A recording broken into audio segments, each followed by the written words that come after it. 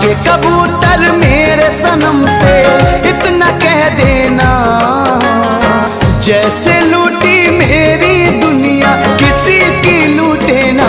किसी का प्यार न छूटे, किसी का प्यार न टूटे, किसी का प्यार न छूटे, किसी का प्यार न टूटे।